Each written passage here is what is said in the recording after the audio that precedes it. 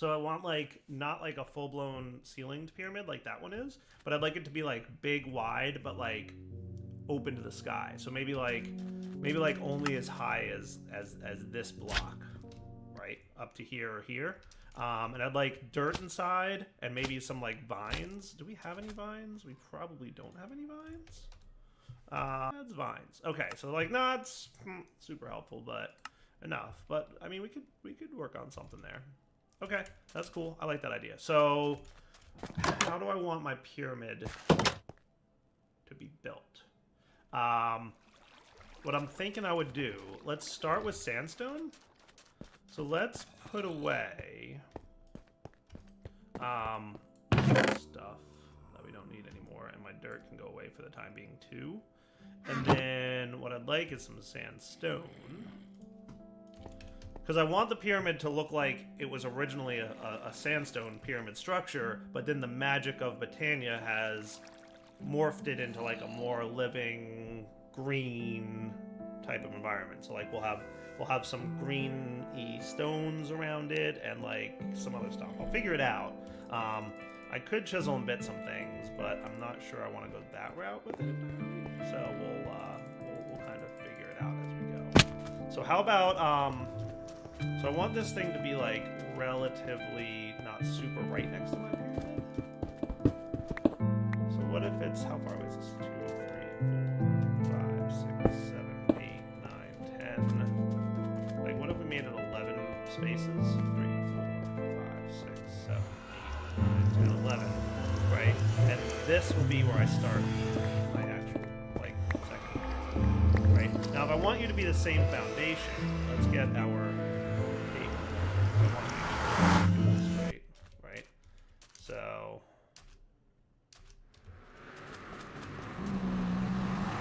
that is 35. It should be 35 by 35, right? Because it is a square. So that should be correct. So 35 by 35. So not entirely sure if I want it to be 35 by 35 over here. Probably not. I'm probably thinking it should be a smaller size. But I do want it to be odd numbered still. So what if we tried 27 by 27? So in order for that to be a thing, we have to split that, so 13 in each direction.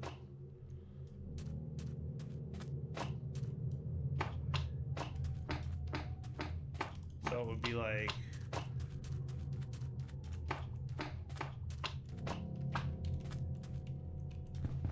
that. Does that look right? And that would be like our smaller pyramid size. I like that. I kind of think that looks cool. Does that look good? So let's do it to here now and see what a full-size square would look like. 27 by 27. So that would come out to about here. So that's a little too big, maybe? Unless I got it a little bit closer. That would be terrible. Let me play with the sizing a little bit and maybe even take a nap, and we'll be right back. So what if we brought it a little bit closer to the actual pyramid itself, right? And we made it 23 by 23. That would bring it into about there. Now it's not centered on the oasis, but it is centered, I mean it's kind of maybe a little bit centered on the oasis. But it is centered on the pyramid, which is pretty much what I'm going for. So that should be cool, right? And then you to here. I just want to make sure you're definitely centered as 6. And then this should also be 6 on this side, if I did everything correctly sizing-wise. Yeah, nice. All right, so I kind of like this for my pyramid's structure, right? And like I said, it's not going to be all the way to the top. What I'm going to have is like a pyramid. So like if we came to about here.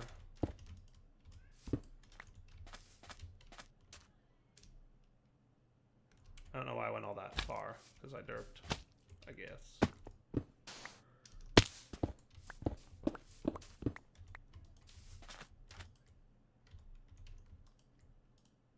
All right, I can't be. Come on, dude. Do I not have any? Okay, that's fine. That's fine. I'll fix that in a minute. So we'll like come out to here-ish. And then this dude can come out to here-ish.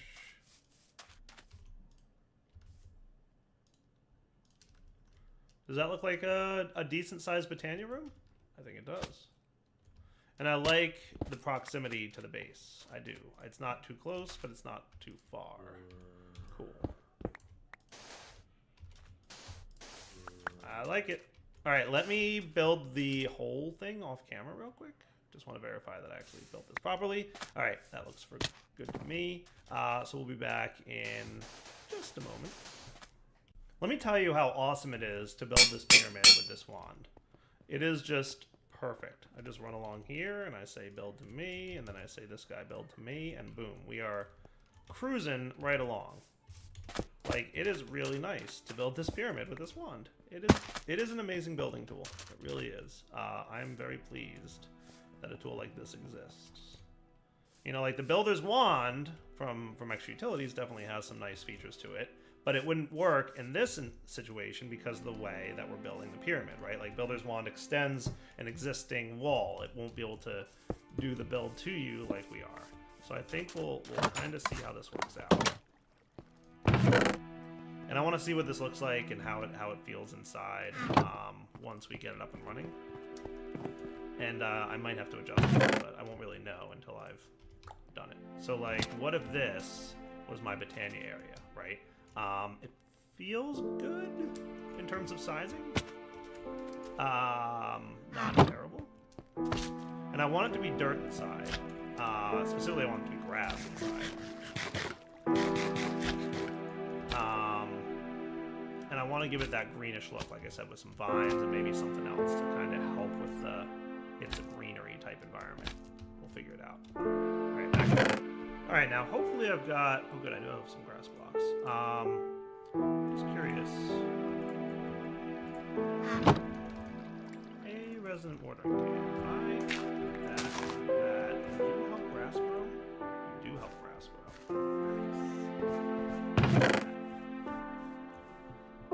So there's this nifty stuff called temple blocks, which are from Chisel. You can chisel them into all kinds of different patterns. And I want to check out some of these.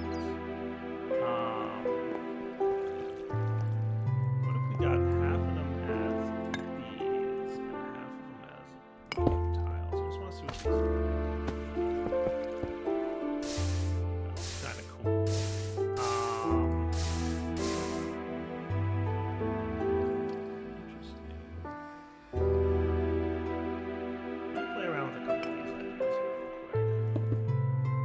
Alright, so what if we did, let me put it this way, what if we made like a majority, let's get my exchanger out,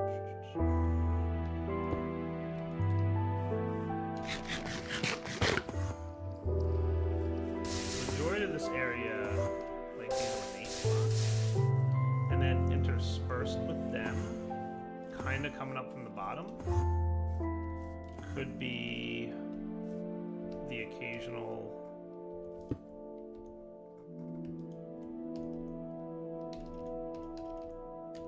ornate mossy ones.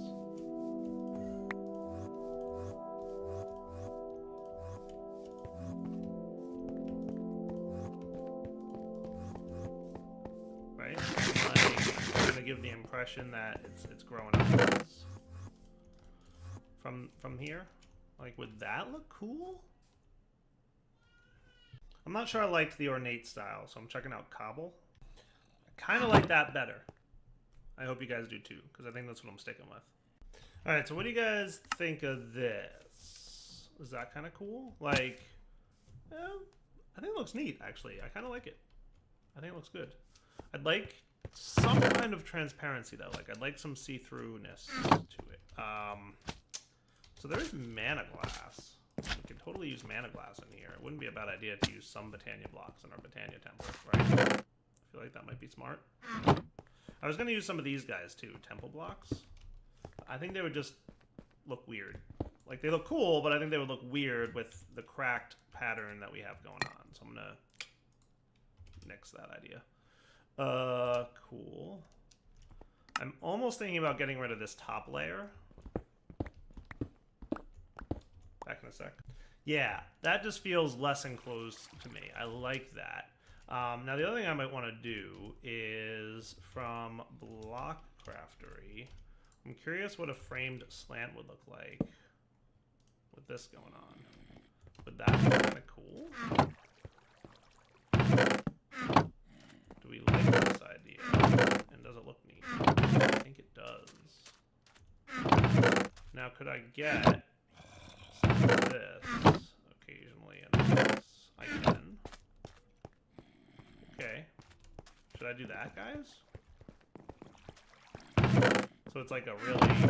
And I could do the inverse on the inside. So that it's, you know, not blocky, but truly slanted looking. Let me try it. I'll be back. I'm going to need a lot of these. Block Craftery. Do you know how to make these by chance? No.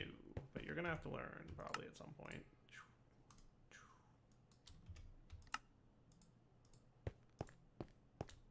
Back in a few. I'm kind of liking it. I'm not going to lie. We're going to need a door of some kind, but I'll work on that later. But I'm kind of liking this idea. So then I'll get a couple corner pieces here, right? Because these are framed outer corners. And I suspect I could do that.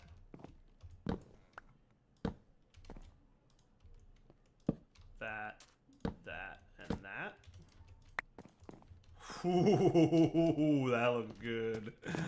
Oh man, does that look cool. Now I'm just debating if I want to do that inside as well. But yeah, we're definitely going to do one of these guys. Back in a few. So this is kind of my process that I've been going through the last few minutes here. The occasional block creeping up there, and then the rest can look like this. It's a little bit manual to build because I can't builder's wand or anything with these Block Craftery blocks. But overall, it's not terrible. And we should see the finished product here shortly.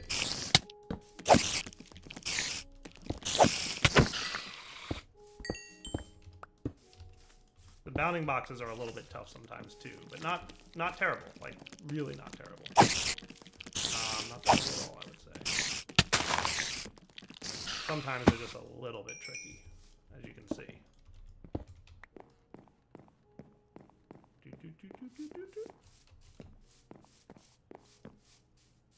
This is probably your best approach.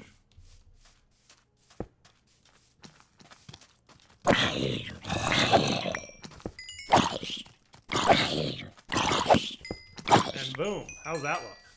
Is that cool? Is that cool looking? I kind of like it, guys. I think it looks really cool. Really cool. And I really hope you guys like it too, because it's dang. Because it was a lot of work to build, so it's staying that way. Do I want to do the inside slanted? That's kind of a question. Holy, it would be a lot more work, but I mean, it's worth it if it looks cool, right? Now, here's a question. Could I remove this? Could I remove these blocks and then so that it was like, so it was basically all Block Craftery, right? Like no center block at all.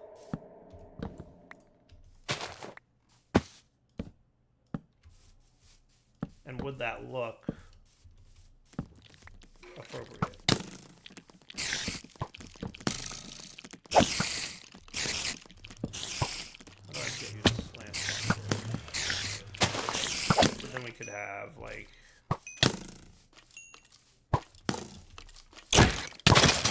would that look kind of neat?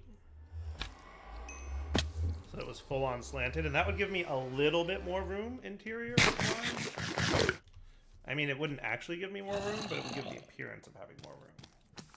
Would that look cool? I think I have to do an entire wall like that before I can fully decide. So let's come back in a sec after I do an entire wall before I fully decide.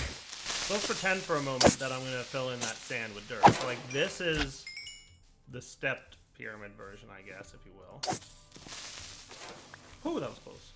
What I should probably do is claim these chunks at least, which pretty sure that prevents core explosions in them. And may or may not want to chunk load it as dirt, right? Because we'll probably eventually want chunk loading. And I'll claim the outer edges here. Just because that's cool. My chunk. And I should probably inventory clean up real quick just to show you guys where I'm at. Zoink. So, like, this is old version and this is new version. I definitely think this looks cool. And I'm using... So there's outer corners, but then there's also framed inner corners, which is pretty cool. They're a little tricky to place, but once you get the placement down right, they're not terrible. So, like, here's where I would have a corner, right? So 1, 2, 3. So let's just hold this out.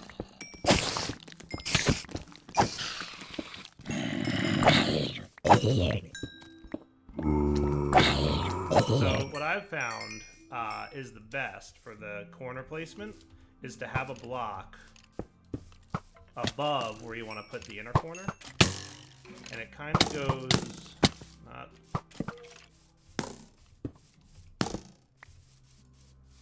Hello. Inventory these things. You kind of want to place it on the block until you get it to look like that. So it's like this corner of the block above it that you want to place it on. So like here, and then here. Here, right? And then you can do that. And then once that's placed, you can remove these guys, and then we can put these back down.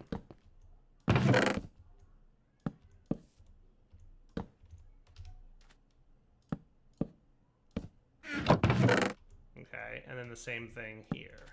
And what I've been doing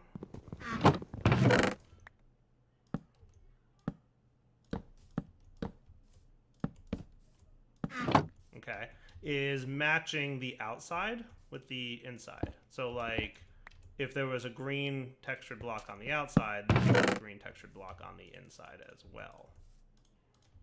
Cool.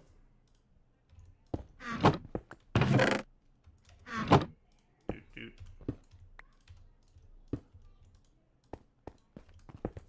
You just have to pay attention to the bounding boxes a little bit. And then there's your corner. Looks nice, right? Pretty cool. So I have to do that for the rest of the pyramid, but that's not terrible. And then I'm going to block exchange the sand around the dirt and get it to grass. May or may not be possible, because technically there's a block on the top of it. So I don't know if we'll be able to have that grass. Because, you know, it can't be grass if there's a block above it, right? I don't know. So we'll have to see. May or may not be. It may have to be dirt. We'll see. I don't know. But back in a few minutes once I've gotten a lot more of these and a lot more of these and a lot more of other things. We'll be right back. Alright guys, last block placement. Boom! This, okay I lied, it wasn't the last block placement, I missed it, bro. This looks really cool. I like it. So like from the outside, and then from the inside. Pretty spiffy, right? It's not too shabby. Let's see what kind of luck I can have with, I should have some grass. So if I could snag that, and we got an exchange, and we, what would you do? Can you? Nice, I like it. Okay, I can do that. So what I would probably need to do would be to turn you all into sand, right? So let's get a bunch of sand. Yeah, that's my plan. I know what I'm going to do. Let's do this.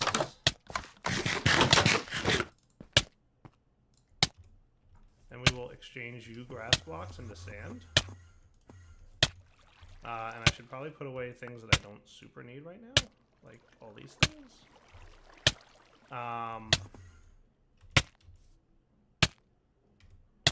And we'll do like this. And that looks cool.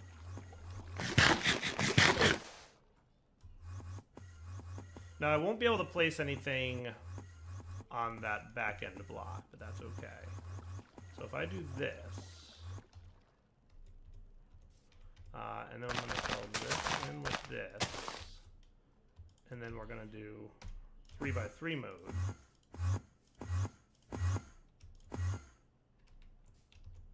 Of course, I did that a little bit derpily.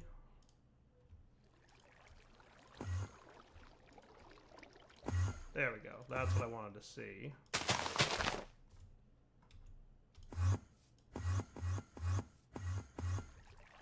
Just make sure that that last one gets in there and we're cool. So as long as I do the corners right, I can hold right click as I go along the line, right? And that's good. Nice! What is up? Boom. And now I've got some sand and some sandstone to throw home into the sorting system. And I call that a cool looking potato room. That is cool looking. So I spent the better part of this episode making this room, but I think it came out really nice. And I really hope you guys like it, because it actually did. It took a decent amount of time to build. I'm not gonna lie. Like off camera, I probably spent at least an hour like making things look right. So I really do hope you guys like it. So definitely leave comments and feedback, and tell me like, yeah, Dyer looks cool, or wow, you need to hire someone to build buildings for you because you're not good at it. You know, either way, let me know how you feel.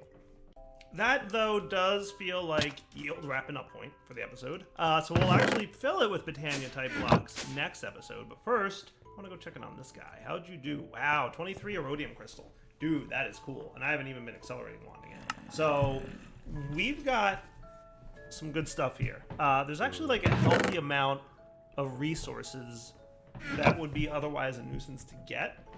So like emerald we've got a decent amount of, diamonds we've got a decent amount of, like we're pulling up some good ores, right? Cobalt and ardite, we've got some redstone, we've got some nether quartz coming in from this thing. So this guy's really nice. He's really slow and weak until you have to work hard to get that erodium mining crystal lens, which again, as a reminder, is not available in the Direwolf 20 pack yet. We have to update the pack to the next version to get the updated version of Environmental Tech that has that thing in it. But if you go update it yourself, it'll be fine. These guys, we're getting there on storage. What do we have a lot of that's clogging the works there? Because I feel like we shouldn't have that much stuff. We've got a lot of some things. A lot of this stuff I'm pretty sure I've got in drawers, right? So most of these drawers are set to be voided, so we'll just keep an eye on stuff. But for now, I think it's wrapping up point. So, you know what I could... Well, we'll play with the next episode, maybe. For now, Direwolf20 signing off. Hope you guys enjoy the Botania building build. We will come back next episode and actually populate it with Botania items. And like I said, the goal... at some point, I might, like, replace some of the walls with glass or something. Because I would like to have the Botania mana be generated in the natural oasis here. So we'll have, like, a couple mana-generating blocks that will... you know, mana burst their way into some kind of storage area in here, right? So like in here, we will have like right in like these spots right here might be a set of mana pools, and the mana generating stuff will burst its way in here. Like I'll center it and make it look nice, but you get the idea, right? So hopefully it'll look good. We'll see. For now, though, I'm saying off. Hope you guys enjoyed the episode. Take it easy. Hello everyone, this is Direwolf20, and welcome to episode 47 of Direwolf20's Let's Play series. Today, I am working on Botania. That's the plan. Last episode, we set up this nice 21 by 21 interior Botania room with all these fancy block craftery slants, using some neat looking chisel blocks, and I really like the way the pyramid turned out. And I mentioned to you guys that what I'd like to do is focus on pretty much getting a system in place where we've got mana being generated in our oasis. Just for the fun of it, like I thought that would be a cool kind of conceptual design. And then have it transmitted over to here, into this room, and we'd kind of go from there. So that's sort of the plan. I'd like to start building out the room, like what it's going to look like. I have no idea what materials these are. I would probably have to rearrange these. So let's get a tape measure here. So I'll just... So that should really be here. Yeah, white, orange. Which one are you? to cyan. Okay, cool. That looks actually pretty good. And then yellow, green, and gray. Cool. Which one is blue? Does light gray come after that? And then blue, and then, okay, cool. That actually works out. Beautiful. That's how I wanted these laid out anyway, so it just kind of fits. And it actually like fits nicely where I decided to place it, luckily, because I worked out with that. So that'll be that system. We're going to want to probably have a little bit into the frame slant. Not entirely sure how I want to do it. You could be here. That would be cool. And while I'm here working on this, I wouldn't mind. Probably don't need one of these here. But we'll see. But what I want is a water wand. This guy's pretty cool. I'm gonna find him. Rod of the Seas, I think it's called. Right? Rod of the Seas. Yeah, that's what's up. So in order to get a Rod of the Seas, we're gonna need a rune of water, which is one of the few runes we don't have. Lucky us. Maybe we'll set that part up a little bit later. What I'll set up for now is I want to get the mana spreader here into the runic altar for now. Boom. I'll stick my alchemy catalyst nearby in the ground, but that might wind up being relocated elsewhere. I guess the last thing really to do then is to start our mana production. So that's what I'm going to work on a little bit right now, is get our mana production up and running and maybe somewhat automated. There's probably a few options we could go with for mana production, and we'll probably wind up doing multiple mana production options, and that'll be cool. I think I'll like that. So, you know what else I might want while I'm here, just so that I can do a better job clearing out that area. Try and keep this thing here. Let's get our horn of the wild. Does that take down these little cactus dudes, you think? Yeah, well. Actually, I'm correct. It takes down some of them. It doesn't take down these ones, but it takes down the other ones.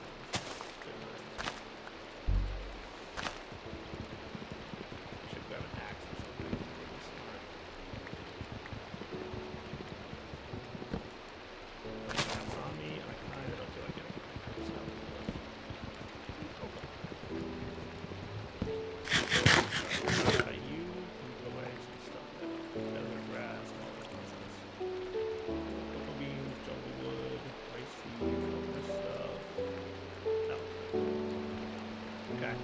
So I've got like large number of things to work towards, and hopefully we can get a large number. So yeah, I kind of want to keep this area semi-natural looking, and I kind of also want the area to also be somewhat functional looking. So we're gonna have to juggle a little bit so that we get functionality and, you know, because I'm bad at that. I can do one or the other. Alright, correction. I can do one, and I can sometimes do the other, but usually not both. We'll figure it out. So that all said, more of this junk. Let's get our endoflames down. Let's get our coal, just so we have like a foundation for stuff being produced.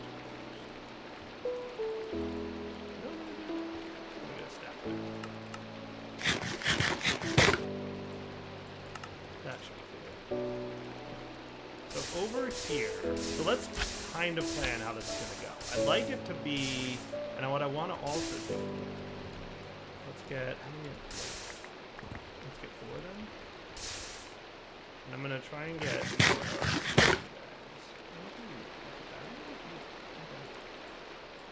I want to get a bunch of these. So basically what I want to do for now is I'm going to cut a hole in this wall, but eventually this will be replaced with something a little bit smoky. I'm going to have trouble with that down below. That's okay. I should be able to just go here, and now we're good, right? So here is Y level 68, right? So we're going to want to come over to here and find maybe like somewhat centered in this location. And we might need a little bit of dirt.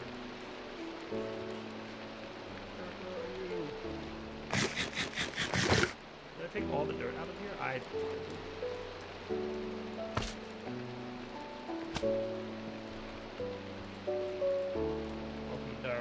Let's Play. All the bursts. I'll use a formation for this. I might want to. So.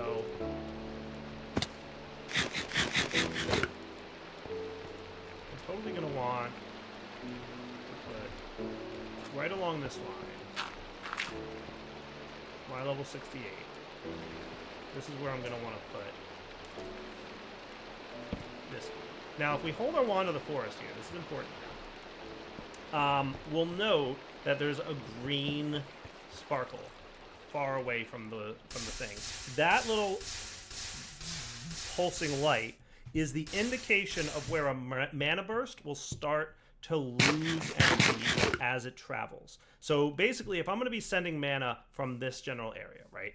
And I might want to move this just a little bit closer so that it's a little bit more centered, and I might wind up even just putting that. And you can only see it when you're in holding the wand in the forest, right? So maybe we'll break that. We'll put this guy here, and you're 68, right? Yeah, you are. Cool.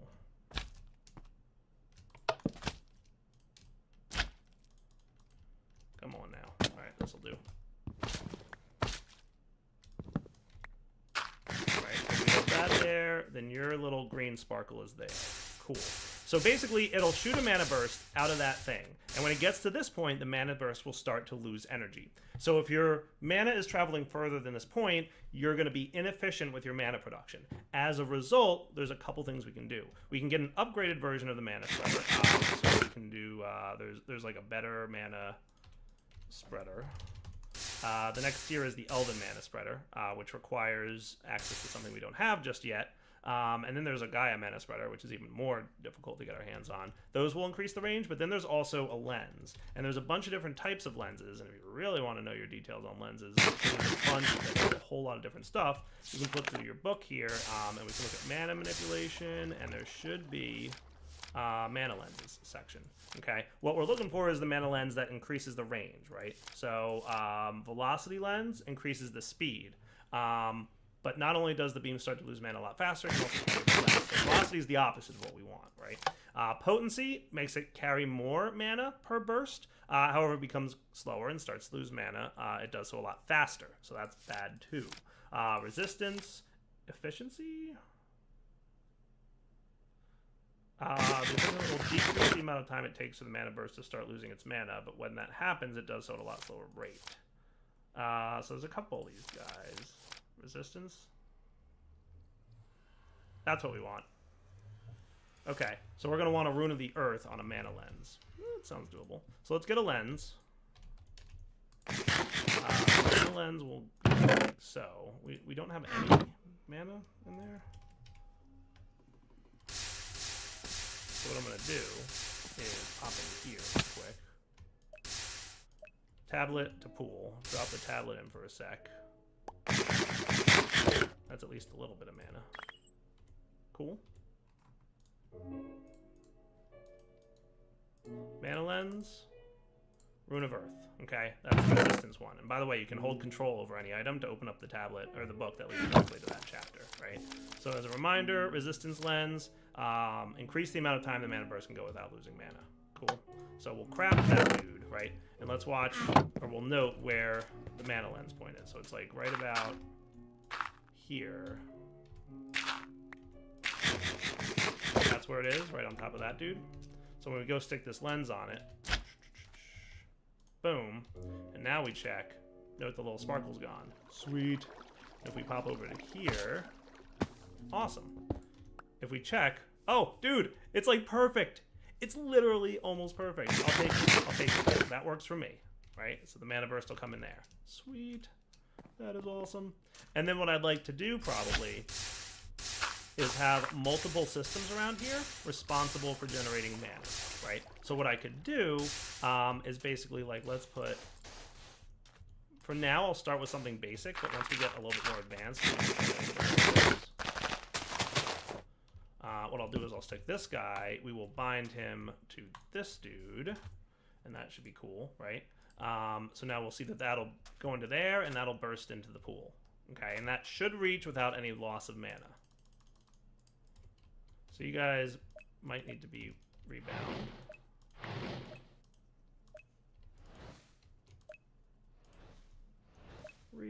binding the flowers to that thing. Cool. So you're all cool.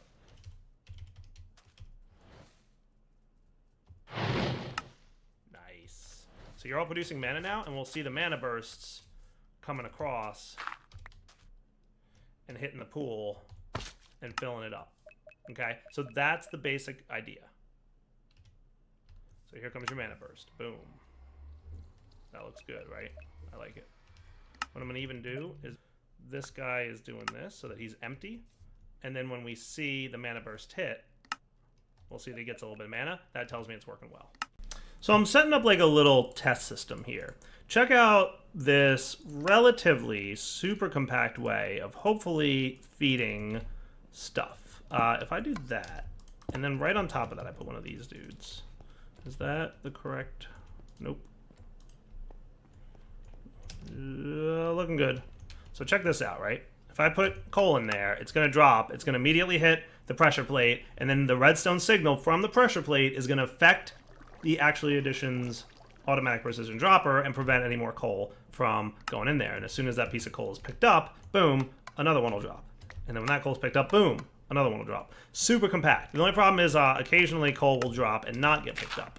And so I want to try this guy, an Ender Hopper.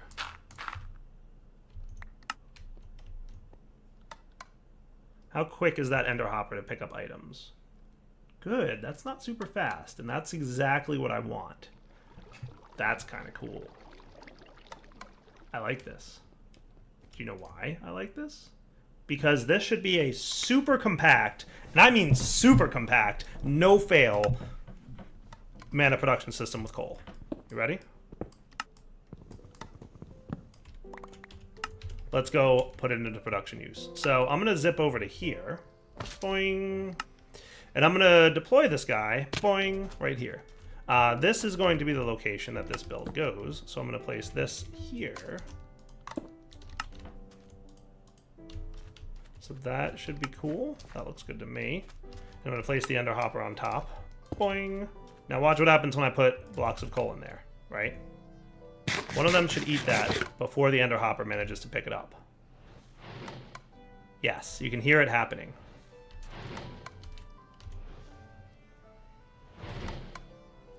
So the Ender Hopper is a little bit slow about picking up the item, which is what I want. See, all the flames are actually, right? And now that all the Ender flames are running, they're not picking up the coal anymore. So normally, the coal would decay, and after 2 minutes would be voided, and we're wasting lots of coal, which sounds like a bad thing. And it is a bad thing, because we'd be wasting coal. But the Ender Hopper is going to pick it up slower than the Endo Flames pick up the items. So when the Endo Flames are done processing their current piece of coal, they will pick up the coal that's sitting on the pressure plate. Meanwhile, the Ender Hopper is going to ensure that the coal doesn't disappear as a result of sitting there forever. How cool is that? That is compact, dude. I think that's the most compact automated Endoflame system I've ever made. And I challenge you to find a more compact method. I mean, it is literally, what, 3 block spaces? And like 3 by 1 by 1. It is a 3 by 1 by 1 block space of automated. That is cool. I'm proud of that one. So I could probably make a few more Endoflames to speed this process up, and let's absolutely do that. So in order to make a few more Endoflames, I'm probably going to want some bone meal. I probably want like a stack of bone meal. You can do it, bone meal. Let's go. Enough for now, probably. And we'll also want some shears.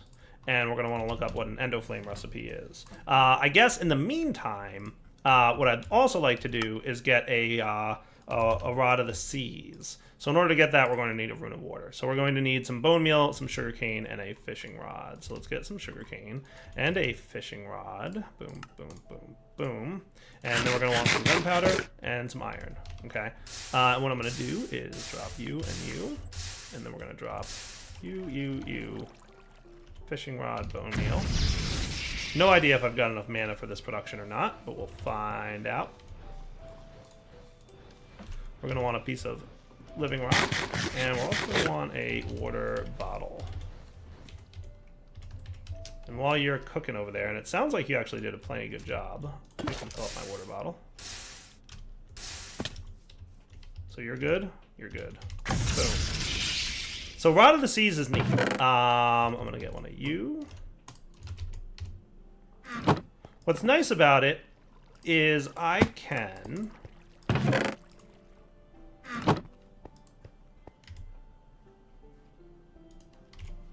Was that weird or was it me?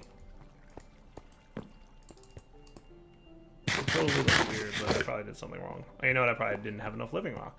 Okay, I didn't have enough living wood. Oh yeah, I did use a lot for the mana spreader, to be fair. So I guess one thing we'll want to automate at some point is this thing, but we'll get to that later. Let's throw this guy in this corner. So if we did that, then we should have no problem doing that. Okay, that looks cool. Nice. I like it. Not too shabby. So that'll come up in a second there. Rod of the Seas. I guess in order to get a Rod of the Seas working properly, we're going to need another mana tablet. So let's get a mana diamond.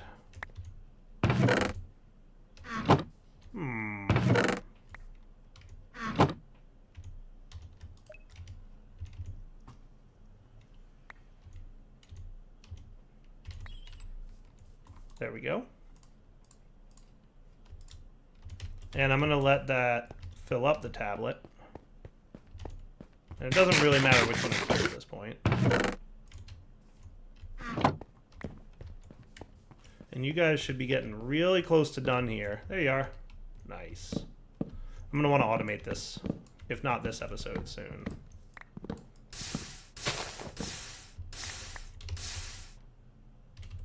Cool. And then now we should be able to get a Rod of the Seas with this. Living wood twig. Thank you. Cool. So the Rod of the Seas is neat. Basically, you can right-click to create water. That's all it does. It uses a little bit of mana, and wherever you right-click it, boom, it creates a water source block. That's all. But what's also cool is you can right-click it on the Petal Apothecary, and boom, it'll fill it. So let's get a mechanical user, and we can stick that right here. And we can place this dude right there. And I'm going to set this to right-click, upper left slot only. I'm going to put a mana tablet with a little bit of mana in there. I'm going to put the Rod of the Seas in there. But first I'm going to tell it to use item on block. I'm pretty sure that's what we want to do. So if I put that in there... Oh, hello. Wrong one. That was not the right one. Mistakes were made. Let's try activate block with item. There we go. Beautiful, right? So that'll automatically fill this Petal Apothecary up with stuff whenever I need it. So let's get some seeds. Boom. Let's get some more Endoflames, just to speed up the process that we got going out there. So let's get 3. I might want like 9 more of these. So let's get 9 brown, and we'll get like 5 gray and 5 red. Does that sound cool?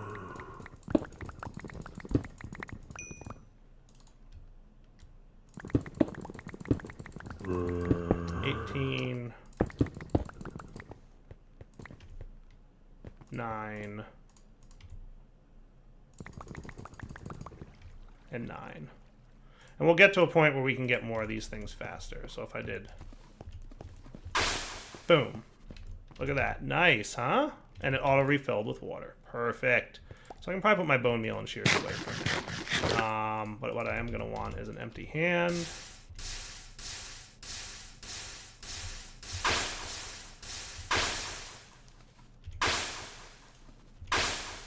That is rapid crafting. That's cool. I like it.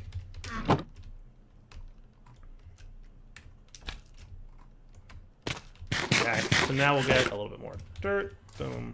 Boom.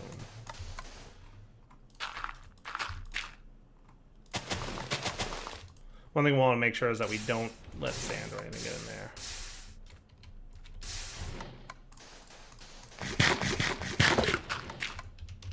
Right, and if it picks up the sand, it's not the end of the world. I don't think I can filter what's allowed to go in there. But now, like, you'll see that, like, eventually we're going to run out of coal in this precision dropper, and that's okay. But now we've got more, you know, Endoflames doing the Endoflame thing. And that's neat. And you should be... Oh, you're taking a long time to do your mana spreading. You're going to have to... That's a problem-ish, isn't it? We are going to have to deal with that pretty rapidly. So the problem is that a mana burst won't fire from the spreader until it gets to its destination.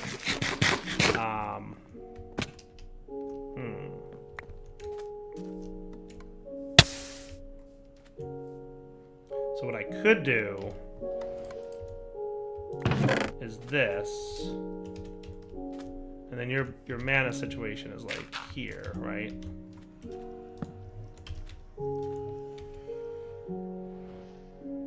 That will speed up the motion of things. Now, whether it'll speed it up to the point where we start clearing out our backlog of mana, we won't know for another minute or two. It does look pretty good, though. It's all about how much mana we're producing at this point versus how long it's going to take to get over there. Oh, and I took my magnet off because I was playing with that thing. We should talk about the flower that deactivates magnets at some point. But there's probably a backlog of mana in the flames, so we'll have to wait for them to all clear out. And what we could do is make... So the Britannia book says what about the potency lens? Potency might be good. It becomes slower, and after it starts to lose mana, it does so at a lot faster rate. I'll have to think about it. Back in a minute.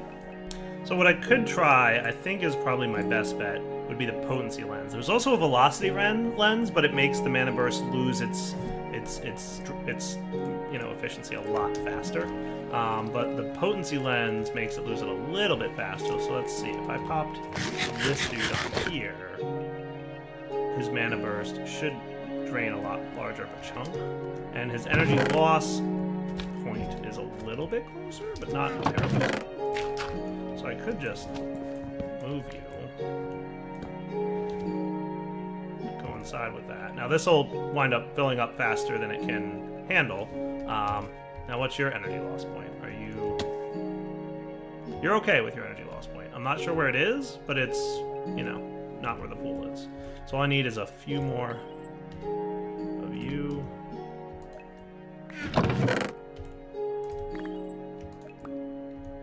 Okay. And what I can do is you, and you can get some potency too. And as we get upgraded stuff going on, we should be cool. So you'll be fine now to send mana at the same rate that you're getting it. Now, are you draining all the way? A little bit. That's okay. We're cool. Because you're basically emptying mana quickly now. These guys might start clearing out their backlog, and if they don't, we'll have to do something about potency on this guy too. Which wouldn't be the end of the world, you know, we just have to, you know, potency the whole line. Not terrible. I might wind up doing that. Let's get another 5 of you, 2 of you. Another brick.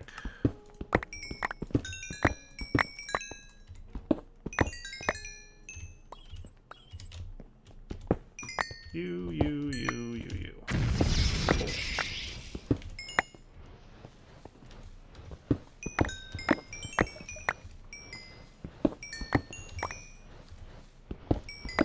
And would you have enough? Yeah, you do. Nice.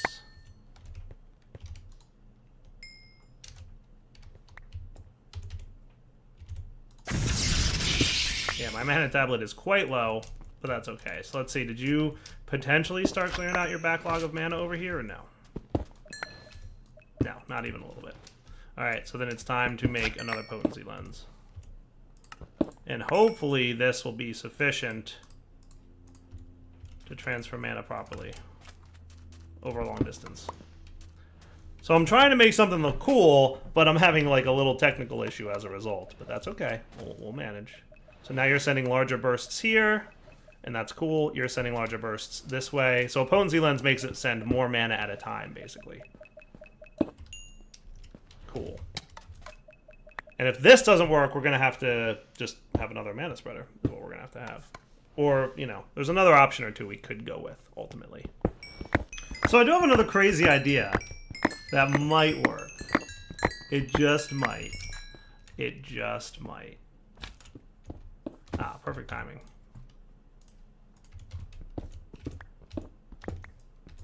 I'm going to have to automate this very quickly because of the way the bounding boxes work on these blocks, it's very easy to accidentally like break apart this nifty little pyramid. But I have an idea that might just work.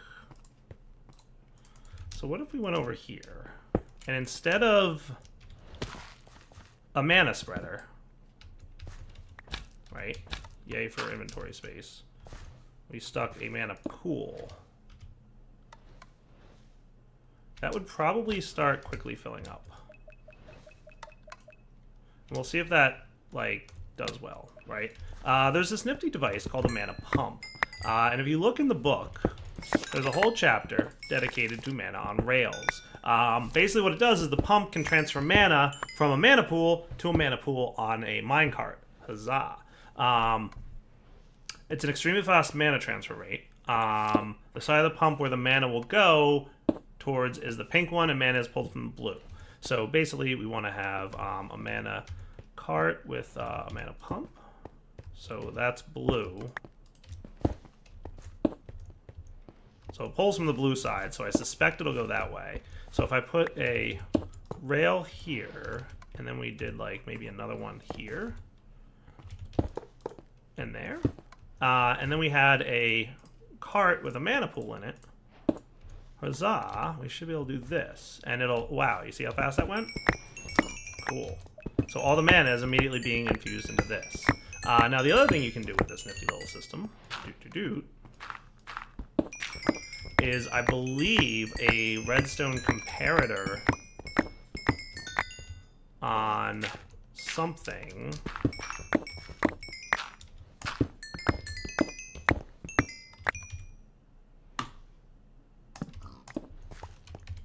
A redstone comparator on something will tell you something. Hey, go back there, you.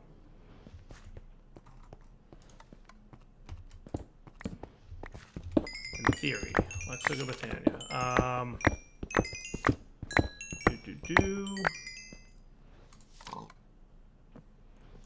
Breaking the cart with mana is bad in it. There was something about the pump can be turned off with redstone, and a comparator on it will output how much mana exists in the cart. Okay, so maybe we don't have enough in the cart to actually get a read off yet. But in theory, that should tell me how much mana is in the cart. Which I have no idea at this point how much mana is in the cart. So what if we got rid of this guy? Just planning here. And we ran track, and then we're going to need another mana pump, and I needed more living rock for that. This is another way of doing long-range mana transport, and it might be just fun to do. Because who doesn't like playing with trains? Let's be totally honest with ourselves. Trains are fun.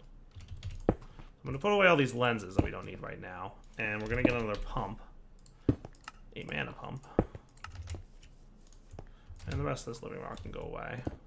So blue is the source, right? And the arrow indicates. That's cool. There's like a little arrow there. Nifty.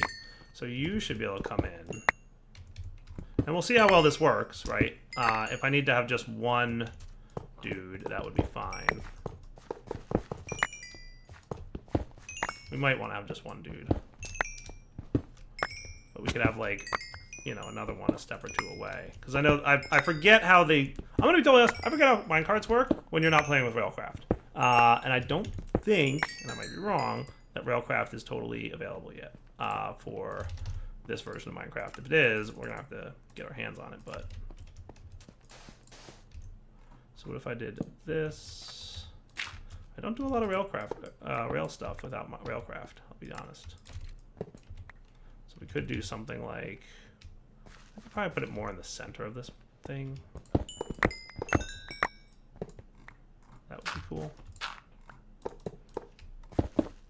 And I mean, obviously, I could always get more rails and stuff, but does that work? Yeah, it works. I'll take it.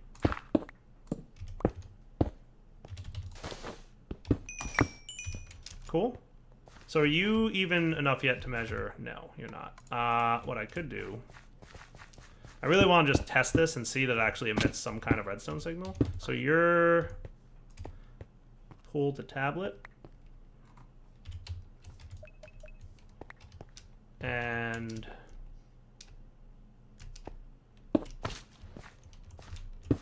now if I infuse you, your tablet to pool. There we go. We're getting a redstone signal of 1. Nice. So that actually works, right? So we have just a little bit of mana in here. And what we can do is we can either have a manual trigger system to say, hey, go send your mana, right? So we'll do that. And when I push that button, that's why I had my magnet off, by the way. Now, are you guys actually, like, clearing out your backlog a little bit? You're still not enough, are you? Goodness. We'll figure it out. So we could either have a manual one, or we could do some redstone wiring that basically works like this, right? So when it gets enough mana, it'll pulse the redstone and kick the guy over. Now over here, we want to kind of do the opposite. So what we want to do is we want to say when there's no mana, we want to kick it out. So we're going to basically want to look for empty. Which is going to be kind of a problem. So we're going to have to figure that out. Let me take a nap. The trick will be having it not on unless there's a cart there that is also empty. Right? So we want to detect the existence of a cart and say that it's empty. Right? So that might be tricky. So there's like a detector rail that detects a cart's existence.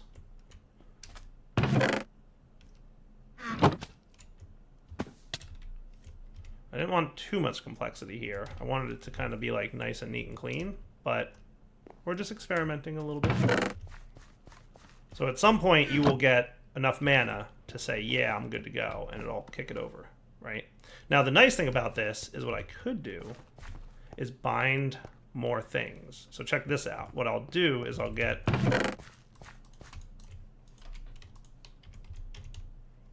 my 2 potency lenses, and we can have you bound to here, and you bound to here,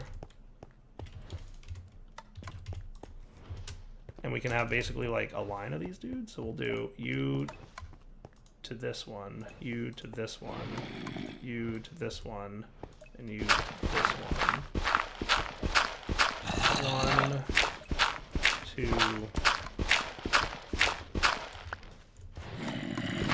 3. We'll have like 4, 5, and then this one combined here. 2, 3, 4, 5, 6. Cool. So now we've got multiple lenses, which means we won't have the backlogging problem. And pretty soon, hopefully, we'll have our second bit of stuff here. And you're facing the wrong way over here, aren't you? Yeah, because we want that direction. Nice. Cool. I'm just going to have to figure out how to get it to send back when it's full. So that should solve our production of mana problem. You, sir, are not going, are you? Why you no go? So that should quickly fill up the pool. See how fast it drained the mana? Like before you could even see it. Right? But now we're just going to need to get it to go in the opposite direction. And you are terrible. Alright, I'm going to have to figure that out. Basically, like, I know that you have to have this against a rail, or against a solid block for a rail to work like this, and I assumed that that was a solid block, but it's not a solid block, so that's going to be a problem. What I could do is... What if I did that?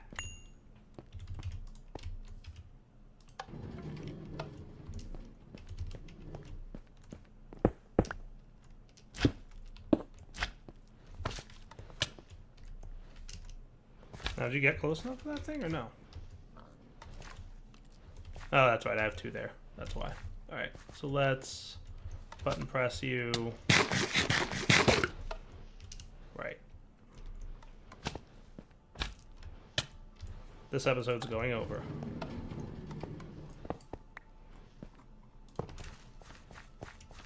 So are you able to drain from the mana cart like that or no? Oh, of course you can't. Come on. Be a pal. You really can't drain from the mana cart like that? Oh, you are terrible.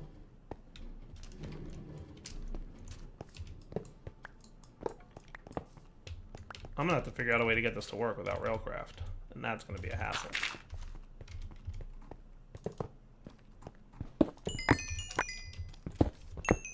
I wonder if you can drain from the side of the mana cart.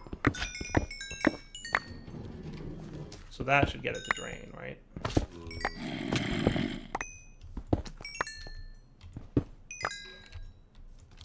Yes. Okay. Back in a minute. Well, here's what I'm going to do. I'm going to wrap up the episode here, and I will work on this a bit off camera, and we'll come back next episode, hopefully with a solution. For now, Darwell20 signing off. Hope you guys enjoyed the episode. If I don't get this working, we'll just wind up using higher tier mana spreaders once we get to that point. But for now, Darwell20 signing off. Hope you guys enjoyed the episode. Take it easy. Hello everyone, this is Darwell20, and welcome to episode 48 of Darwell20's Let's Play series. Today, I set up a thing that I was going to show you, and then I broke a bunch of blocks instead of showing it to you, because I'm a derp. So what do you want from me? It happens. So I set up this to help out with my cart transfer thing. I decided the way I'm going to kick the cart back after it empties its mana is going to be just time-based instead of detecting the amount of mana left in the cart, because doing that would be really complex and annoying, and I just don't feel like doing it because I want it to be somewhat clean inside that room. So basically, let's pretend this button is a detector track that the cart's going to ride over. It's going to activate the sequencer, and then a short period of time later, the sequencer will kick the cart back by sending a redstone signal to the rail that it is sitting on. Boom. Pretty cool. So I just accomplished that by having like the last set of lights here be enabled, and I have a delay of 4, which means 4 ticks between each delay. So basically every second, 5 of these go through. Pretty cool. So let's get that up and running, if we shall. I also figured out kind of not super elegant looking, but it works method of getting the carts to behave a little bit. Basically, I did this. So you've got a solid block here with an activator rail underneath, and then it just kind of loops around and kicks off, so that this thing is adjacent to the cart, and the cart is adjacent to a solid block. It works. It works. So that's kind of the plan. So what I think I will do is probably want to stick. What I'm thinking I'll do. Let's morph into this. This should make working on this thing a little bit easier. Right, so if I popped this guy here, and I might have to replace some of these things.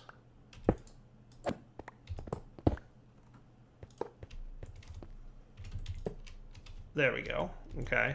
And then if I went underground here, and I might have had,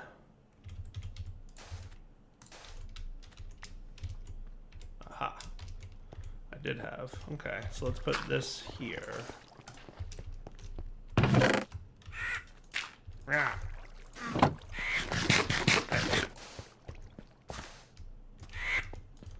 Would you do me a favor and actually break that block? Okay, cool. You don't want to break that block. That's nice. Why you don't want to break that block? I don't know.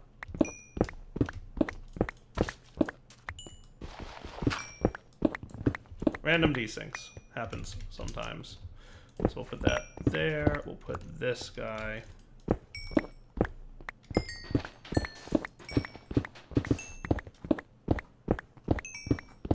Anything here? here to keep that light active. And then this detonator rail, or detector rail, will have a redstone thing under it. So would that potentially work? So you'd have detector rail, that, and then that. So it is... Oh, why are you doing that to me? You were behaving, and now you're like, you know what? I'm not going to behave. Okay, that seems cool, right? So detector rail here. We will want our sequencer here. And that might work. Why you do that? Why you gonna loop like that? Minecraft, please.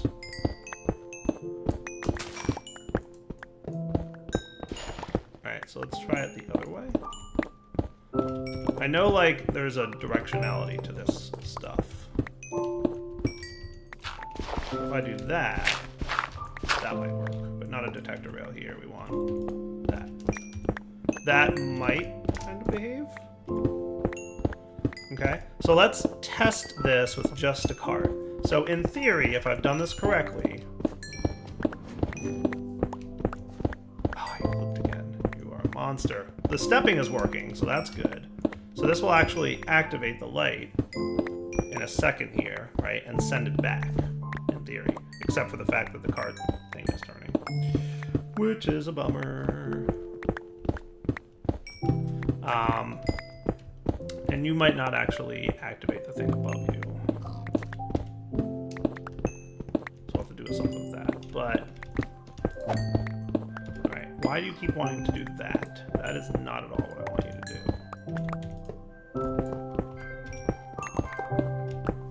I want you to stay facing this way.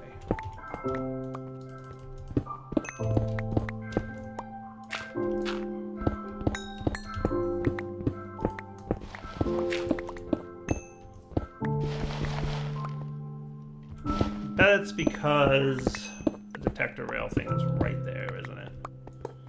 So what I could do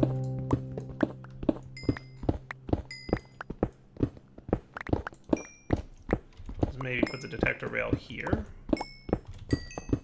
Would that behave itself a little bit better? So in that case, we would need this here. And this here. So that would keep that lit.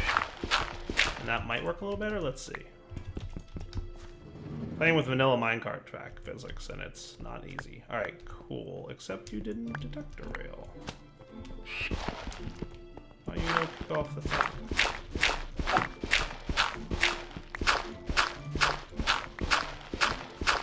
Okay, cool. You should have, but you didn't. Funny. I think it was like too quick or something.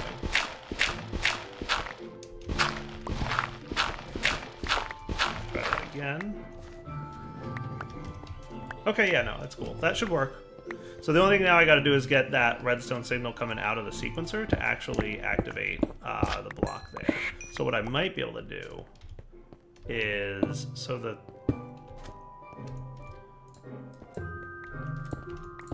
I don't suppose if I did this.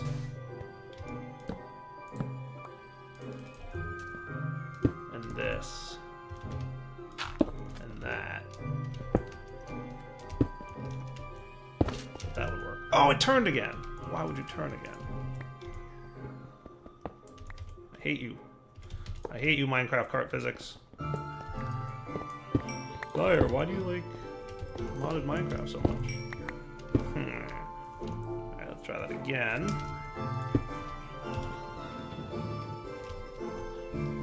So you're sequencing, and will that go through the block? I'm not actually sure. On. So you just turned...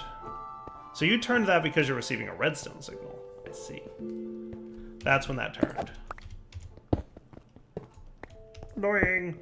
Alright, I think I know what I have to do. I just have to figure out how to do it.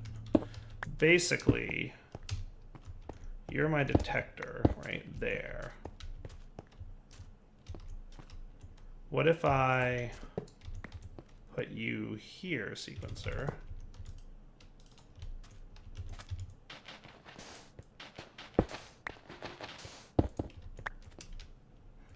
And what we'll want to have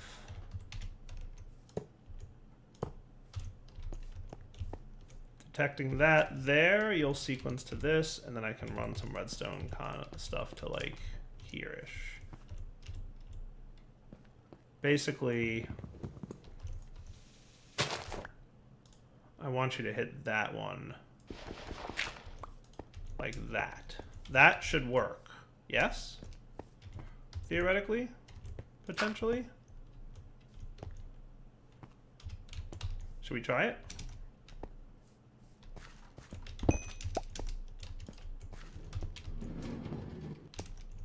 So you better not change cart, right? So what we should see is a few seconds later, this cart, and I'm even going to morph out of this because I feel like this is going to be a win. On. Nice. Okay, cool. Except you didn't get enough power to kind of actually go anywhere.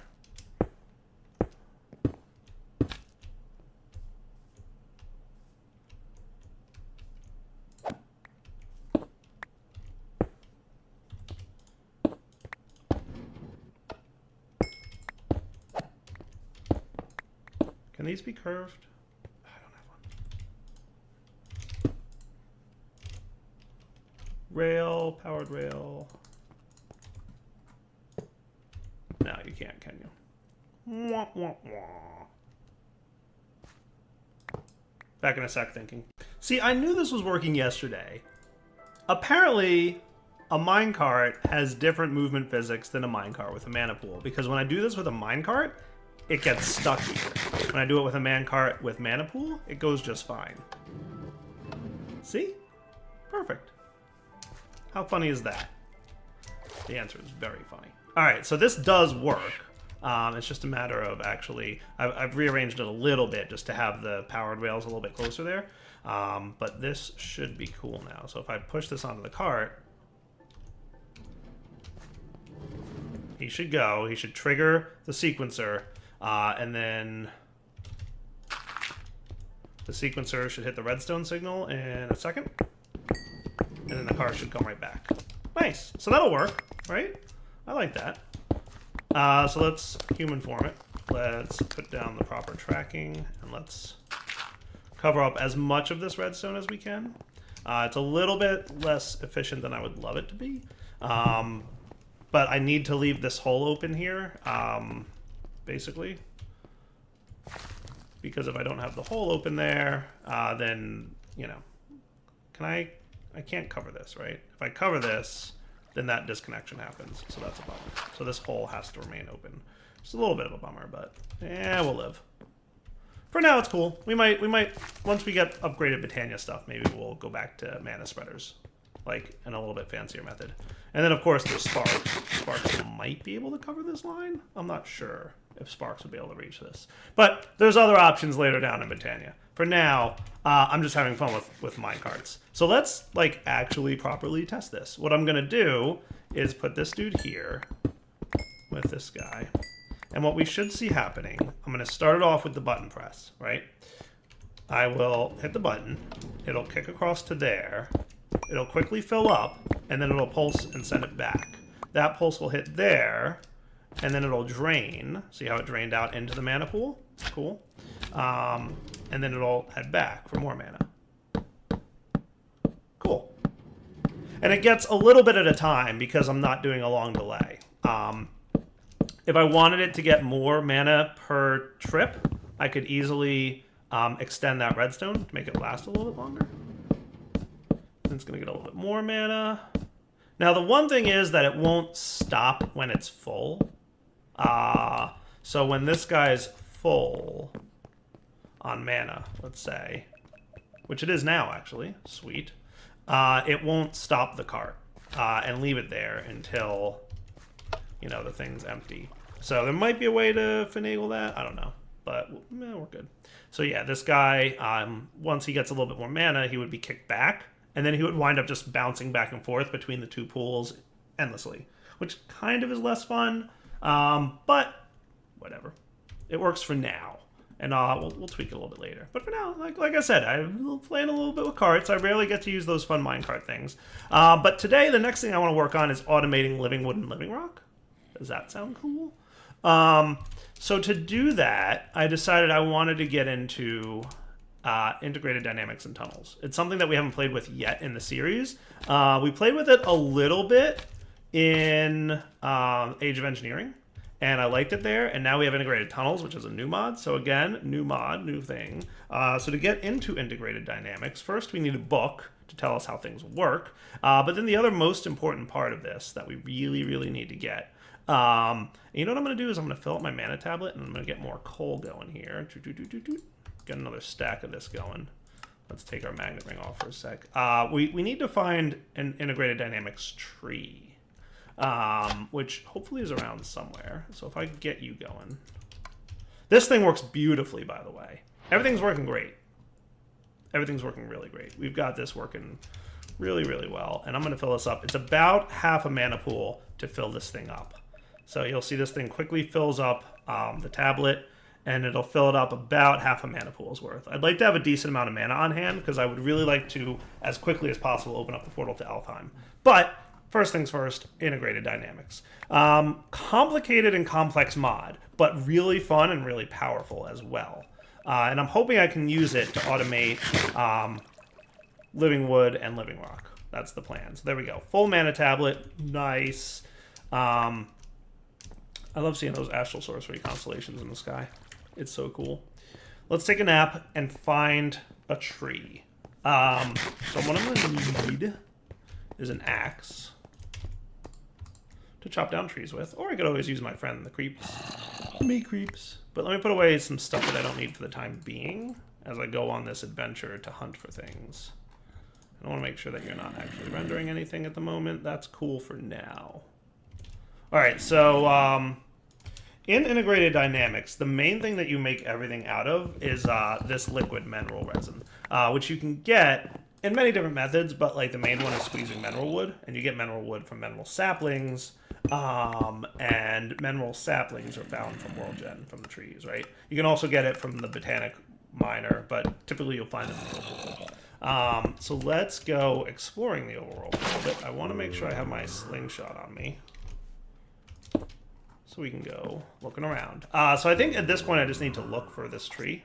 So I'm going to do that off camera, and we'll be back in a minute once I find one. We were looking for one, and we found quite a few. I think we're finding ourselves in a magical-based biome over here, and there are tons of these trees in this general area. So Lavender Fields, which is where we're at. No, Meneglin. I think this is a biome added by the Integrated Dynamics mod. I might be wrong. Yay. Magnet, please.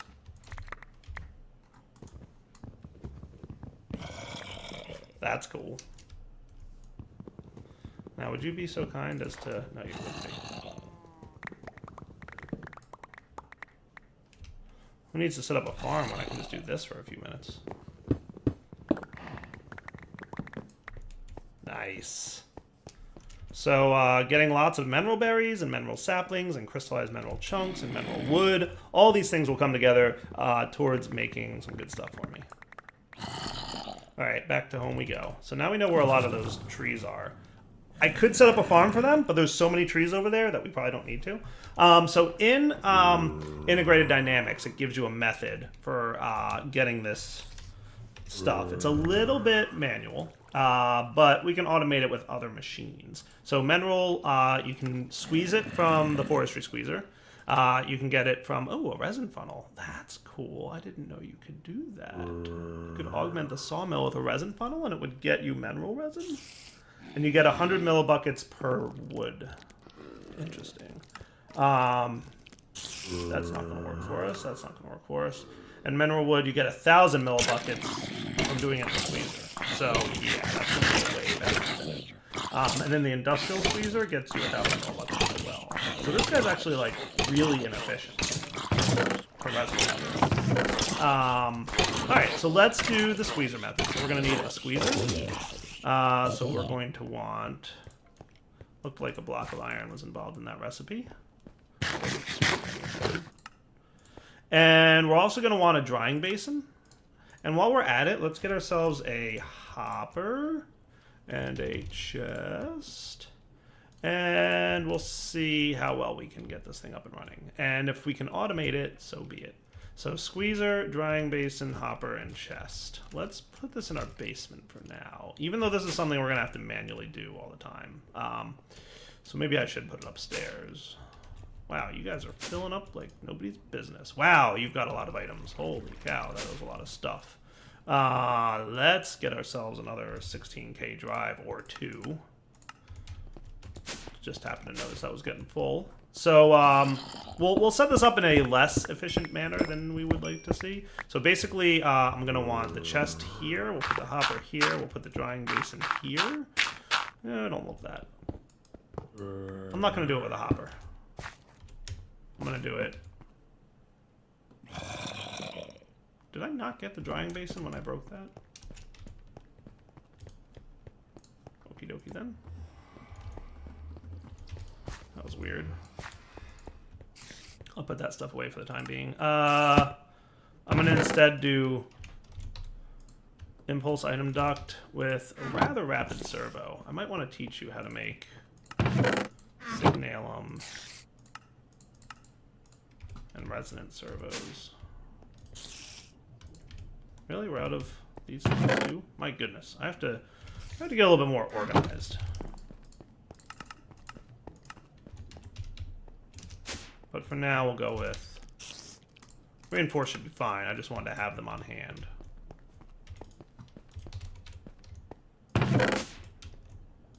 You guys are nice and quick.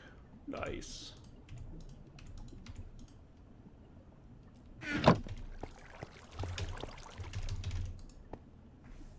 Good enough for now. Okay. So I'll do it this way. So we'll put the drying basin here with an impulse item duct, just so they don't have to be on top of each other. Now the squeezer, when you place it, it's kind of important how you place it. See how there's like a little groove in the bottom and then there's lines to the side? Your drying basin has to be on the side with the groove. So that's important. And I'm going to set this guy to ignore it. So the way this works, and maybe I could use my hopper here. And we're also going to want a button. So if I put mineral wood in here, and then I jump on the top here, that squeezes it. Like I said, it was a bit manual. There we go. And all the liquid goes into the drying basin. A redstone signal will reset the squeezer and allow me to jump on it again. Cool. Nice. Redstone signal resets the squeezer and then jump on it again. I shouldn't have it so close to like the ceiling because I think the higher you jump, the more squeezing you get out of it. So maybe if we moved this a little bit.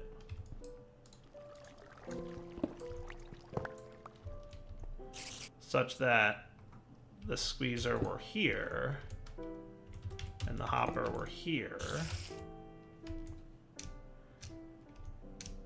I thought it made a difference. I might be wrong.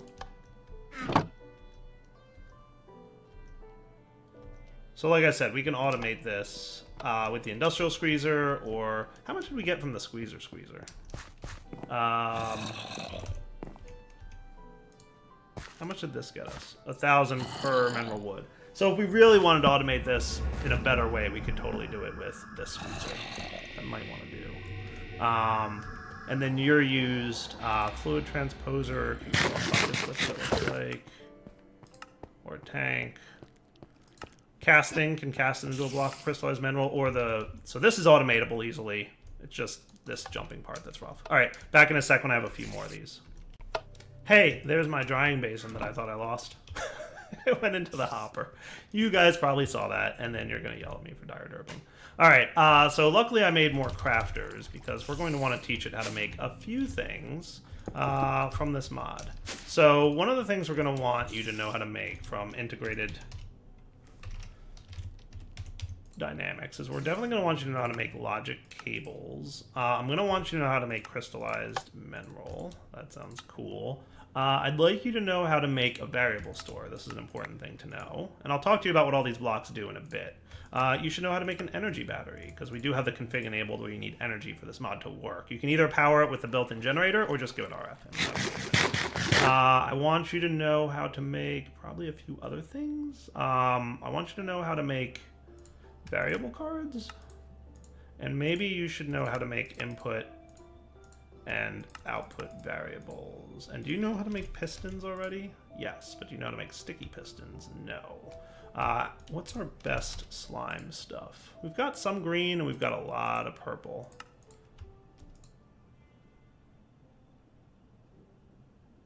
I mean, I don't know. I think I'll teach it the green piston. Okay. So there's a bunch of recipes for you guys to learn. So let's see how this mod works, right? So from Integrated Dynamics, we're going to want a few things auto-crafted and a few things manually crafted. One thing I want is a portable logic programmer, which is going to need a logic programmer. So that thing's easy enough to get. Logic programmer is how you're going to program your logic. Haha, good times. And a portable logic programmer is just an item version of the same device. Instead of it being in block form, it's in item form. Recommend you get that one because then you can carry it around with you. Hooray. We're going to want a variable store. Talk to you about what that does in a minute. We're going to want an energy battery because we need power. We're going to need about 30 of these.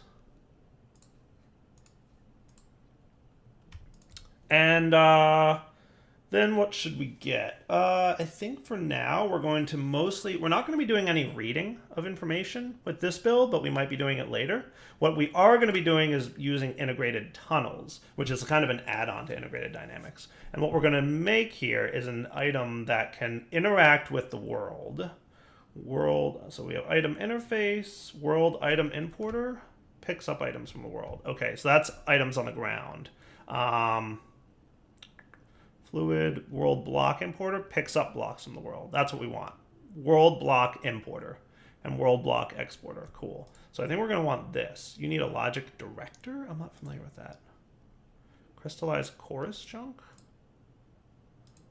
Block of crystallized chorus. Liquid chorus. Don't tell me I have to go to the end for this because I'm going to be upset. I do. I have to go to the end for this? I don't remember that. Since when?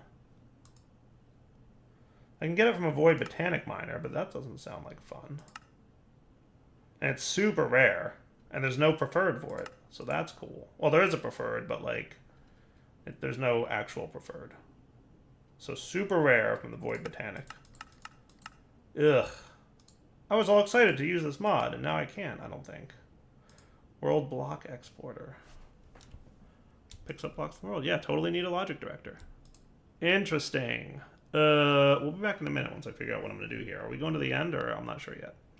Well, the good news is my mana situation is working exactly like it should be. That's kind of cool, actually. I'm proud of that a little bit, that it's working so well. I ignored it for 5 minutes, and it's not broken itself yet. So in my mind, that means it's working. I'm a little bit bummed. I was really excited to play with Integrated Dynamics for this build, and I really need to go to the end to do it. So I guess I have two options. I can either go refine storage, because that's the other way to do what I want to do. How did you fill up? Oh, probably because I had you in my hand. You're probably filling up from my flux capacitor. Yeah. Or we could go visit the end. I guess it wouldn't hurt to get some chorus fruit, right? So let's get some Eyes of Ender. Shouldn't be having a problem getting a stack of those. Don't you know how to make blaze dust? Maybe not. I'll just pulverize some. Nice. Oh, you've got the auxiliary thing in there. Let's do this. I'm going to put you down here. And this pulverizer, which is just faster.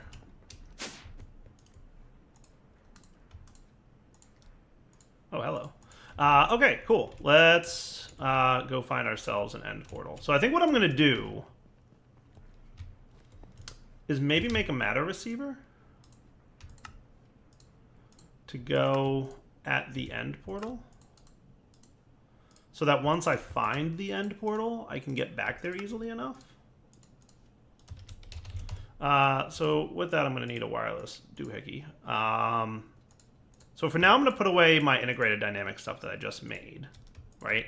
And maybe a few other things I picked up along the way. We'll take our Eyes of Ender. We'll go find an end portal. I'm not really in the mood to fight an Ender Dragon, but I will go find the end portal, and then we'll put a matter receiver over there so we can get back to it easily for any future end raids that we want to do. But checking out the end might not be a terrible idea. So let's find a general direction to head. Looks like there's one that way.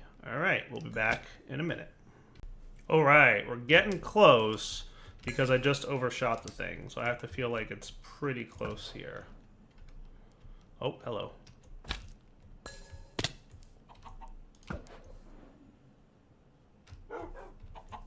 So probably in this general direction. I just want to get up high and see how this ender thingy moves. Pretty much like right here-ish, I feel like.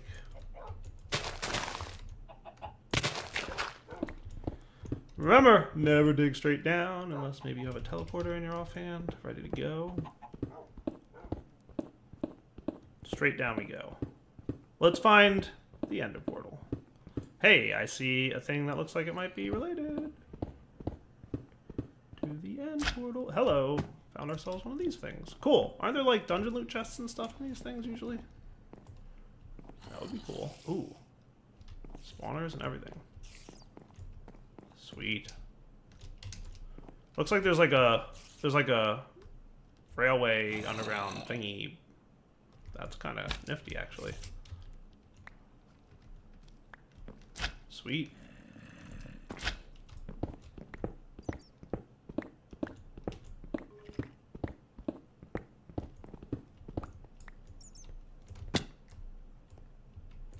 So there's your underground area thingy.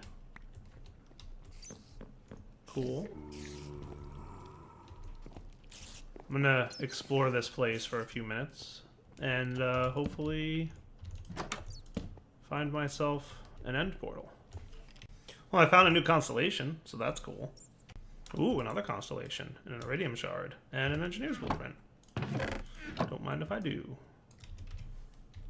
Oh my, I think I finally found it.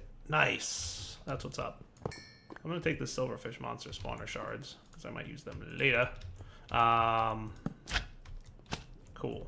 Alright, hey, we found the thing we were looking for. Good. Alright, so step one will be to get my matter receiver ready to receive matter, specifically me, wherever I need it to be. So let's stick this dude here, we'll call him end portal. You've got power coming in, which is good. I want to make sure you have enough power for at least one teleport before I go home, because this area is not going to be chunk loaded, remember, and I'm not going to chunk load it specifically for this purpose. So that should be cool. Took me long enough to find, believe you me. All right, so back home. Let's make sure that, because this is like pretty much the most empty portal I've ever seen. Neat. Now back home, because I want to be prepared for the end. So maybe we'll do the end next episode, because before I go to the end, I think I just filled up my inventory. 16K drives. Yep, mighty full. Mighty, mighty, mighty full. Figure out what's eating up all my inventory space. Melons? Do I not have melons in here? Yeah, I don't have a drawer for melons, and that's automated, so that's a problem. I'm telling you, I should have everything else pretty well automated, though. Another wart, probably? Yeah, another wart I've got. Melons I don't. Alright, so there's like 11,000 items right there. That could totally go into a drawer. But yeah, let's come back next episode.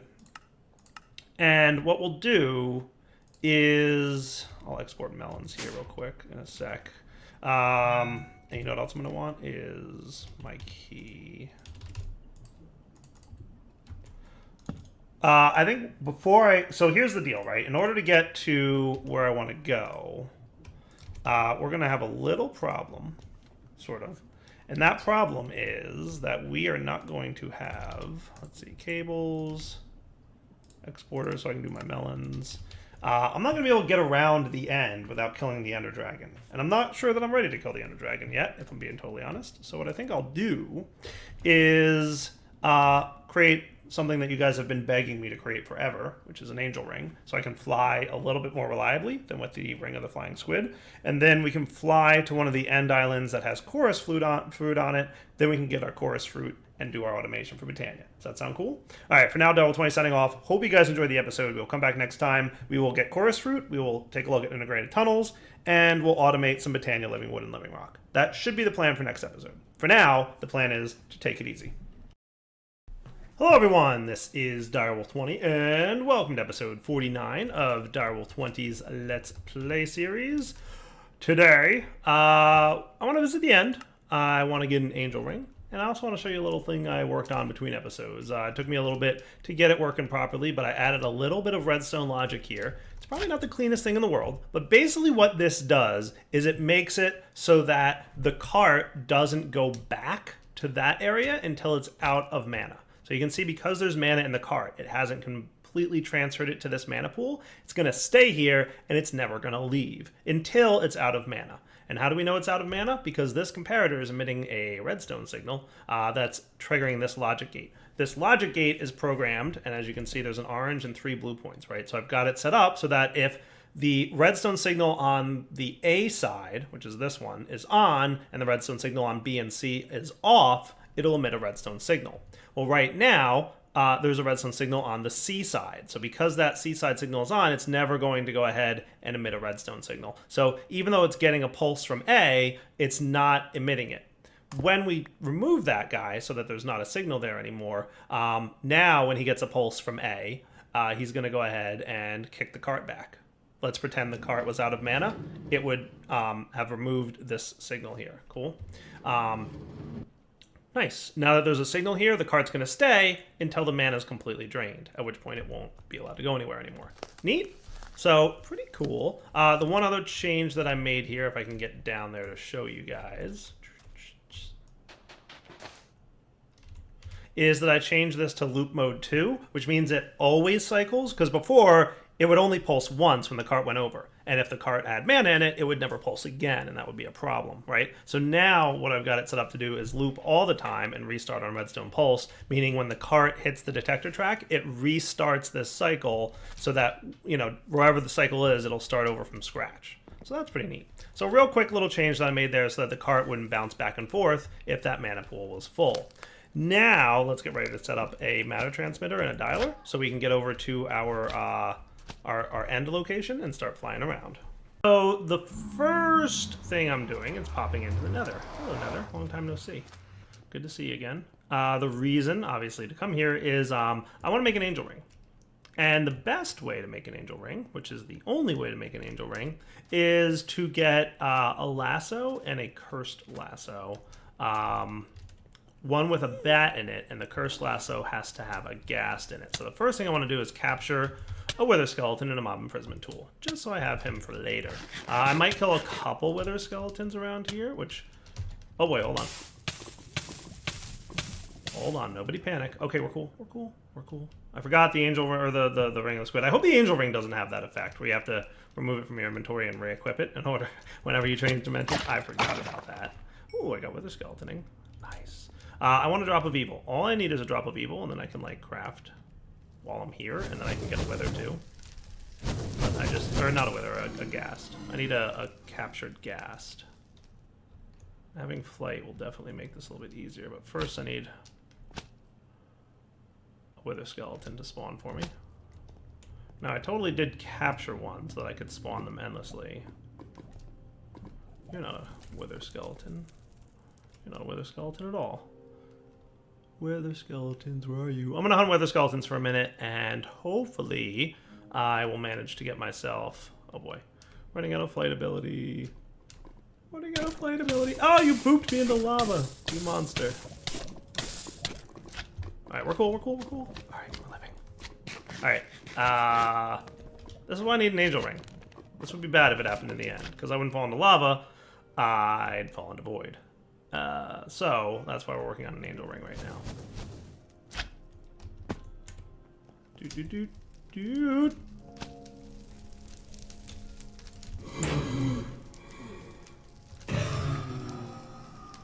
Ooh, I got a blaze morph. Haha, good times. Come here, you. Drop of evil yet? Nope. All right. Killing these until I get a drop of evil. Be right back. All right, so my drop of evil got me a cursed lasso. Sweet. Finally found one. Now we have to find a ghast, and that's going to be a little bit of a nuisance because ghasts are annoying. Let's be honest. They're just annoying to find for nobody knows why. Especially, so it'll be less annoying because I do have a form of flight, so that'll make it a little bit easier to deal with. But basically the way the cursed lasso works is you can capture, like the lasso can capture friendly mobs but not hostile mobs. The cursed lasso can capture hostile mobs like the ghast. However, they have to be like below or at, like, I think it's 2 health, aka 1 heart. It might be a little bit different than that. I forget exactly how much health it might be 4 health or 2 hearts. I forget, but it's something like that.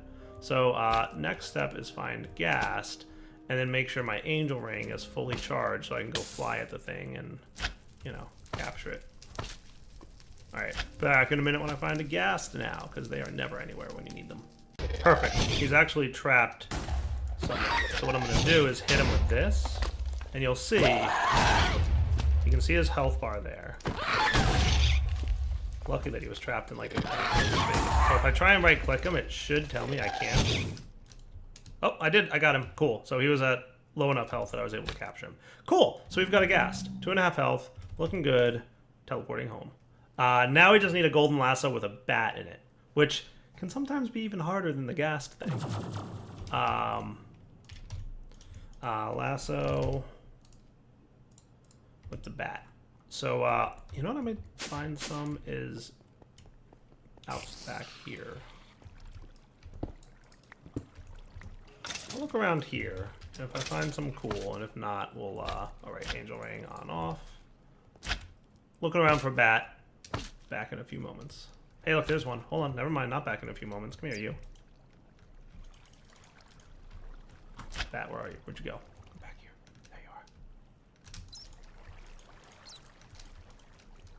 I think I captured him and then let him go by mistake. Told you bats were harder to capture than ghasts.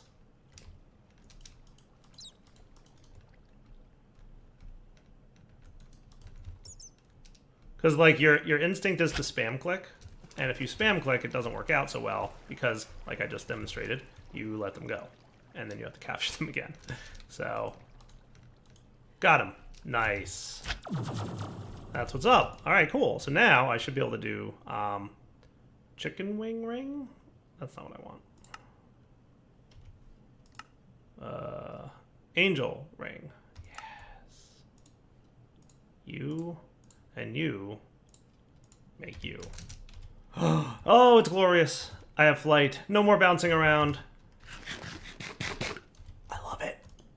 And I'm sure everybody's like, Dyer, what took you so long? Well, I don't know if you guys noticed, but legitimately, I do try to have somewhat of a progression and not like a super jump to the most overpowered items at once thing in this series, because I like it to kind of, you know, be fun and enjoyable and show you like different tiers of the game. So if I made an angel ring in episode 2, which is, you know, technically within reason, it would probably be a little bit boring, I would think. Well, at least it would be boring for me. So there's your answer. All right, so now that we've got an angel ring, and we can fly with a double tap of space, and we can fly wherever we want, creative mode flight for the win, let's make a matter transmitter. So that would be user, boom, boom, boom, boom, boom, boom, boom. And we're also gonna want a dialing device,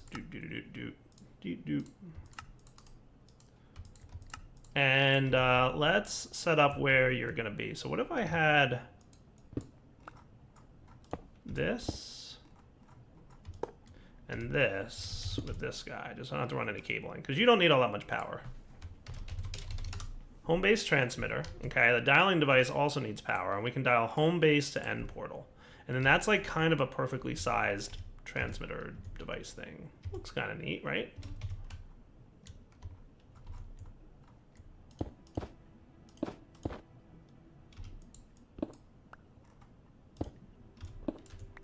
What if I put you instead right there? Is that cool looking? Little teleport pod. Boom. Now I can travel to my end portal. Nice. That's what I wanted to see. All right. So now with that in mind, next step would be to get some chorus fruit for the thing that we started working on a while ago, it seems like. So we will verify that we have everything we need. I'm definitely going to want you to be ready to eat, just in case, because, you know, dragons. And basically I'm going to go jump through the portal. I'm ready to teleport home with needed. What is this purple stuff? I don't even know. Biomes of Plenty. Ah, celestial crystals from Biomes of Plenty. Good to know. Good to know. So this is so the main end island doesn't have chorus fruit, right? So I'm going to avoid the Ender Dragon for now. And what I'm going to do is just fly off into Oblivion until I find... Ooh, look at that. That's a thing to note, because we're going to want to take advantage of you later. Any of these that I find, let's make sure we note that they exist. This is a smaller looking meteor from Draconic Evolution, and it tends to have lots of draconium. So I'm just going to, real quick, waypoint new Meteor 01. Save and off. I don't need it right now, but we'll just note that it's there. So I'm going to head, like, due west. How's that sound? Cool. And we'll be back in a minute when I find an island. Oh, something in the distance. Something that smells like chorus fruit. Chorus fruit. Whee! Oh, wait, what? Oh, right. You're not a jetpack. I don't need to hotkey you off. Yay, chorus fruit. Nice. Magnets for the win. Think that's enough chorus fruit for now? Resonant Endstone, huh? Nifty. Ha! That's cool. It creates liquid ender when you break it. That's nifty. That's cool. I think this stuff can be sort of smelted, not directly smelted, but sort of smelted. Let's see. Resonant Cathrate can be combined with Cryotheum Dust to make Ender Pearl, or put in a Magma Crucible to get 250 millibuckets of Resonant Ender. So it's basically an Ender Pearl. It's cool. Getting a few of those things wouldn't be terrible. Alright, I don't think there's anything else in particular that I need to grab while I'm here, but maybe investigating what this is. It's from Biomes of Plenty, that's all I know. But it's literally everywhere, so it can't be all that useful. Celestial crystal shard. Okay, cool. Like, do you use them for it? No. I guess it's just a decorative block? Oh. To home, James. Yay! So now we've got like a little teleport pod that we can use for teleporting to other places later, which sounds fun. We've got chorus fruit, which I'm gonna just let's maybe pop half a stack. Does that sound fair? Redstone furnace is popping, right? And we'll also put away this other junk that we got. It all sounds good. All right, so now we can go back to integrated tunnels and make myself a world block importer, which picks up blocks from the world. Hopefully that is doable now. So you are... So basically we squeeze popped chorus fruit to get liquid chorus? Okay, cool.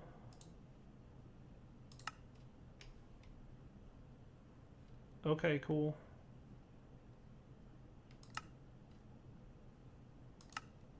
Should probably look into getting a squeezer, just so we can like automate this a little bit more. So to get a squeezer is not terribly hard. We're just going to need a bit of bronze. 10 should be enough. And this is from Forestry, which we obviously haven't played with a whole lot yet, but it's a machine and it does things. It's all you need to know, really. What if we put the squeezer over there with another wireless doohickey? Because, you know, if it's a small machine that doesn't need a lot of power, there's no sense.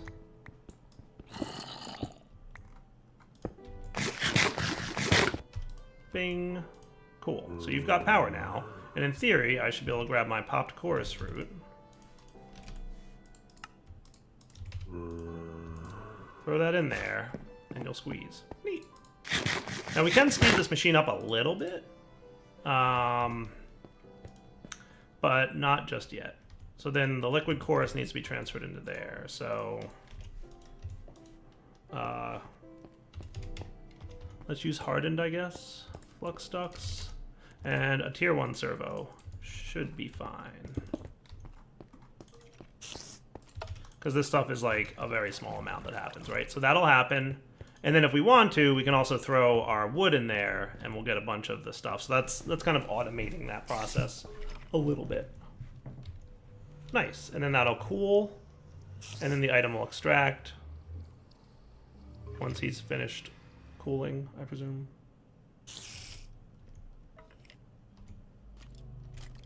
There it goes. Sweet. Block of crystallized force. Okay.